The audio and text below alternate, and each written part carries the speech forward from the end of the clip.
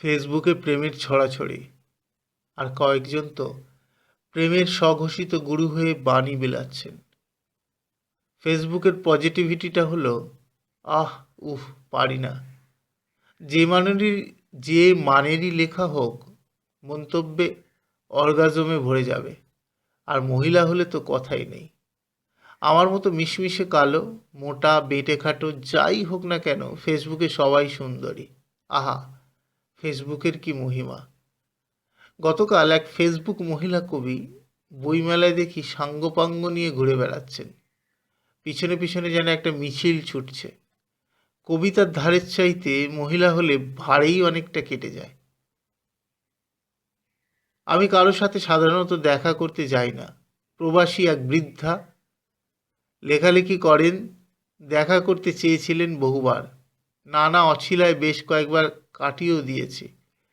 শেষে উনি বললেন, মিথ্যেবাদী, কাজ না ঘোড়ার ডিম।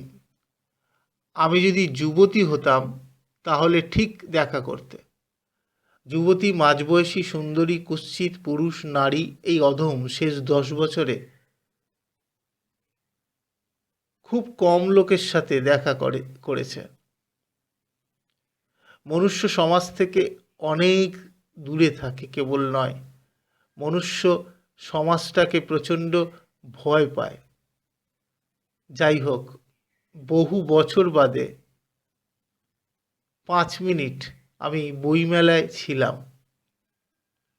চারিদিকে খাওয়া দাওয়া, ফুর্তি আর নানান টালবাহানার মধ্যে বহির্বঙ্গে বাংলা সাহিত্য চর্চা নিয়ে আমার বন্ধু লেখিকা, যিনি কিনা 80 ঊর্ধ্ব, মৃণাল সেন মঞ্চে বক্তব্য রাখার পর ধন্য ধন্য ভাবটি নিয়ে নামতেই এগিয়ে গিয়ে 2 মিনিট কথা বলেই বেরিয়ে এলাম। বলল, চলো ঘোষ মিত্র পাবলিকেশনে। আমি যাইনি। নো ঘোরা, নো চা খাওয়া, নো আড্ডা। বইমেলায় বইয়ের চাইতে যা বেশি হয়। বঙ্গদেশে কবি তো কেঁচোর মতো কিলবিল করছে, মশামাছির থেকেও বেশি। বইমেলায় 5 মিনিট, ওই 5 মিনিটের মধ্যেই কতজন যে পরিচিত কবি বেরিয়ে গেলেন, আর কাছে এসে বললেন তার বই সব বিক্রি হয়ে গিয়েছে। আর গুটি কয় আছে, কোন স্টলটিতে পাওয়া যাচ্ছে সেই স্টলের খবর, দাম, বৃত্তান্ত জানিয়ে গেলেন। কেউ কেউ আবার ট্রেনের হকারের মতো ঝোলা থেকে বার করে মুখের সামনে ধরলেন বই।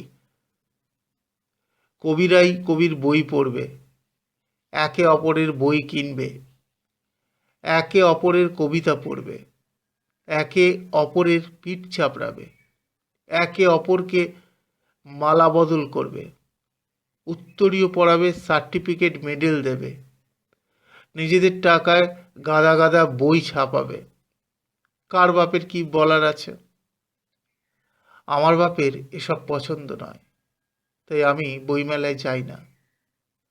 হোয়াটসঅ্যাপে প্রবাসী লেখিকার মেসেজ এলো, আমার বোন বলেছে এই তো অলভ্য ঘোষ, এই তোর অলভ্য ঘোষ, এ তো ফচকে ছোকরা।